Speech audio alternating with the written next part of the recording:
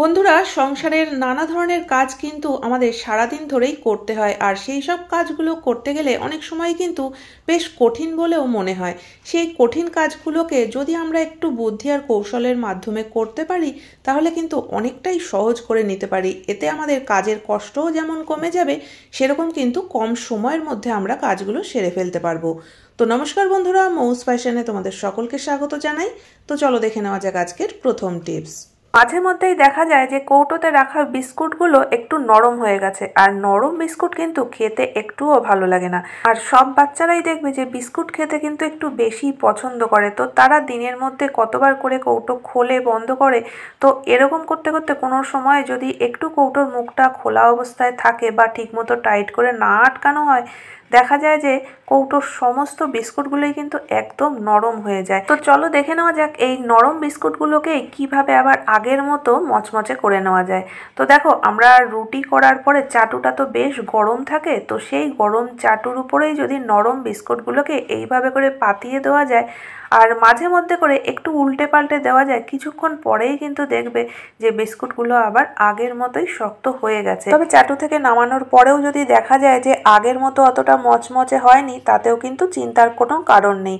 বিস্কুটগুলোকে একটা প্লেটের উপরে রেখে একটু যদি খোলা জায়গায় রেখে দেওয়া যায় তাহলে কিন্তু দেখবে যে হাওয়া লেগে বিস্কুটগুলো আবার আগের মতোই হয়ে যাবে। তো চলো দেখে নেওয়া যাক এর পরবর্তী টিপস। ঘরবাড়ি পরিষ্কার পরিচ্ছন্ন রাখার জন্য আমাদের কিন্তু এটা প্রত্যেক দিনের কাজ যে ঘর ঝাড় দিতে হবে, ঘর মোছামুছি করতে হবে, এমনকি ঘরের যে কটা ফার্নিচার আছে সেগুলো মুছে পরিষ্কার রাখতে হবে। কিন্তু তা সত্ত্বেও ঘরের মধ্যে এমন কিছু কিছু জায়গা থাকে যেখানে কিন্তু আমরা বুঝতে পারি বা দেখতে পাই যে সেখানে অনেক নোংরা জমে গেছে, কিন্তু পরিষ্কার করার কোনো উপায় থাকে না। যেমন ধরো খাটের কোণা, ওয়ালের সঙ্গে খাটটা এতটাই লাগোয়া থাকে যে এর ভিতরের যে গ্যাপটা বা এই যে শোকেস রাখা তার যে গ্যাপটা এতটাই কম যে তার মধ্যে কিন্তু ঝাড়ু কোনোভাবেও দেয়া যায় না যে সেই জায়গাটা আমরা পরিষ্কার করে আনতে পারবো। অথচ এই জায়গাগুলোতে কিন্তু প্রচুর নোংরা জমে থাকে, আর আমাদের পক্ষে সম্ভবও হয় না যে প্রত্যেক দিন এই ভারী ভারী জিনিসগুলোকে সরিয়ে তারপরে সেই সব জায়গাগুলো পরিষ্কার করব। তো দেখতেই পাচ্ছ যে এখানে এই ভিতরগুলোতে অনেকটাই কিন্তু নোংরা জমে রয়েছে।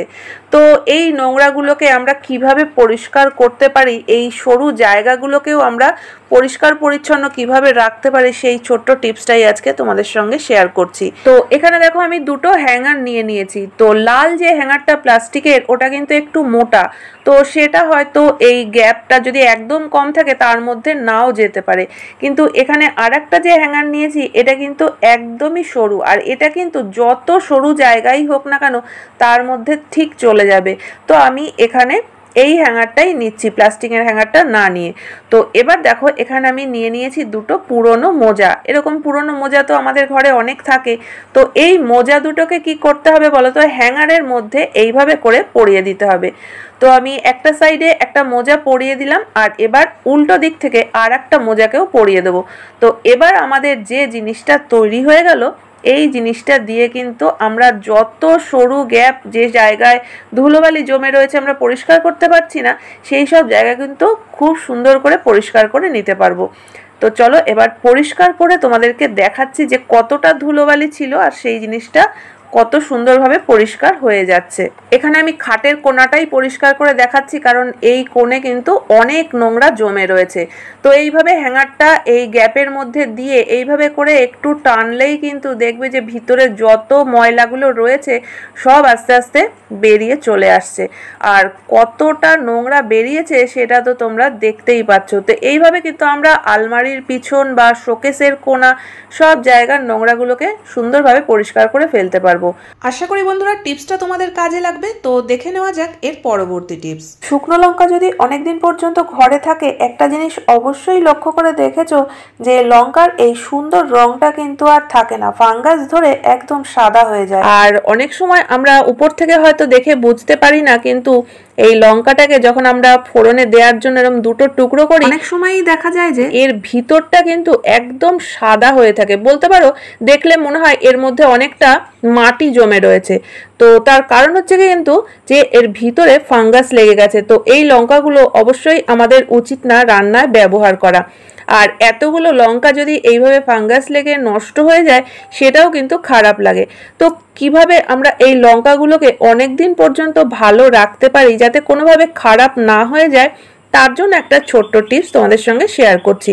এখানে দেখো আমি সামান্য একটু সর্ষের তেল নিয়ে নিয়েছি হাতে, আর এই সর্ষের তেলগুলো লঙ্কাগুলোর মধ্যে খুব ভালোভাবে মাখিয়ে দিতে হবে, যেন তেলটা প্রত্যেকটা লঙ্কার গায়ে খুব ভালোভাবে লেগে থাকে।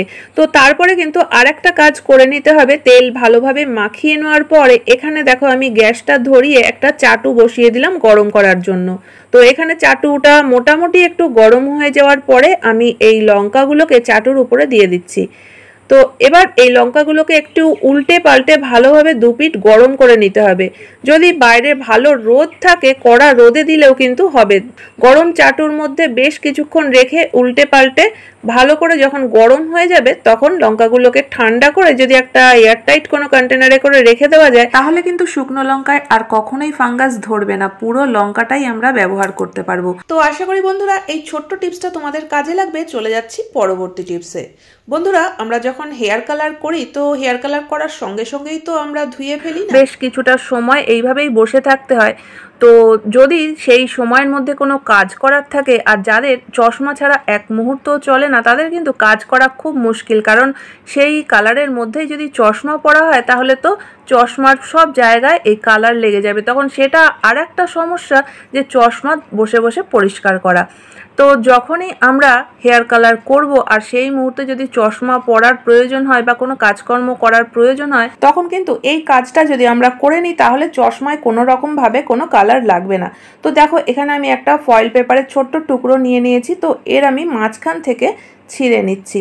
আর এবার চশমার যে অংশ দুটো কানের পেছনে থাকে সেই দুটো জায়গা যদি এইভাবে ফয়েল পেপারের টুকরো দিয়ে পুরোটাই মুড়িয়ে নেওয়া যায় তাহলে কিন্তু দেখবে যে যখন আমরা চশমাটা পরবো তখন কিন্তু আর কোনো রকম ভাবে এর মধ্যে কোনো রকম কোনো কালার লেগে যাবে না। ফয়েল পেপার দিয়ে দেখো আমি দুটো পাশ একদম পুরোটাই এইভাবে করে আটকে দিয়েছি। এবার যদি আমরা চশমাটা পরিও তাহলে কিন্তু কালারটা এই ফয়েল পেপারের উপরেই লাগবে। তো যখন এটা খুলে ফেলার প্রয়োজন হবে তখন কিন্তু দেখো খুব সহজে একটু টান দিলেই খুলে যাচ্ছে। টিপসটা যদি তোমাদের কাজের বলে মনে হয় অবশ্যই একটা লাইক করে দিও। তো এর পরবর্তী টিপস দেখে নেওয়া যাক।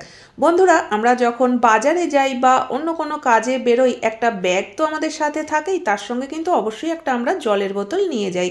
কিন্তু দেখবে জলের বোতলগুলো অনেকদিন ধরে ব্যবহার করতে করতে যখন পুরনো হয়ে যায় তখন কিন্তু এর ঢাকনাগুলো অনেকটাই লুজ হয়ে যায়। বোতলটা ব্যাগের মধ্যে এরকম সোজাভাবে তো থাকেই না, ব্যাগটার মধ্যে দেখবে এরকম ভাবে কিন্তু পড়ে যায়, আর তখনই দেখা যায় যে বোতলের ঢাকনা লুজ হওয়ার কারণে একটু একটু করে জল পড়ছে।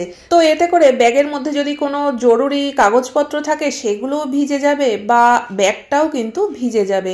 তো সেক্ষেত্রে আমরা কি করি এই পুরনো বোতলগুলোকে কিন্তু অনেক সময় বাদ দিয়ে দিই। তো বাদ দেওয়ার কিন্তু কোনো প্রয়োজন নেই, যখন ব্যাগের মধ্যে বোতলগুলো নেবে তখন এই কাজটা করতে হবে। এখানে আমি একটা উলের গার্ডার নিয়ে নিয়েছি আর নিয়েছি একটা সেফটি পিন। সেফটি পিনের মধ্যে গার্ডারটাকে আটকে নিলাম, আর এবার দেখো ব্যাগের মধ্যে কিন্তু সেফটি পিন দিয়ে আমি গার্ডারটাকে আটকে দিলাম। তো এবার এই গার্ডারের মধ্যেই যদি আমরা জলের বোতলের মুখটাকে আটকে নিতে পারি তাহলে কিন্তু বোতলটা কাত হওয়ার কোনো সম্ভাবনা থাকবে না বা বোতলের জলও কিন্তু ব্যাগের মধ্যে পড়ে ভিজবে না। তো দেখতেই পাচ্ছ আমি কিভাবে আটকেছি। তো এবার আমি ব্যাগটাকে একটু নাড়িয়ে চাড়িয়েও তোমাদেরকে দেখাচ্ছি যে এতে করেও কিন্তু বোতল একদম সোজাভাবে রয়েছে, একটুও কিন্তু নড়াচড়া করছে না বা পড়েও যাচ্ছে না। তো আশা করি বন্ধুরা এই টিপসটাও তোমাদের কাজে লাগবে। আজকের কোন টিপসটা তোমাদের সবথেকে বেশি ভালো লেগেছে অবশ্যই কমেন্ট করে জানিও।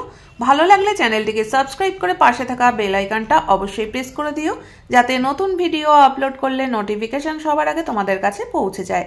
তাহলে আজকের মতো ভিডিও এখানেই শেষ করছি, দেখা হচ্ছে আবার নতুন ভিডিওতে।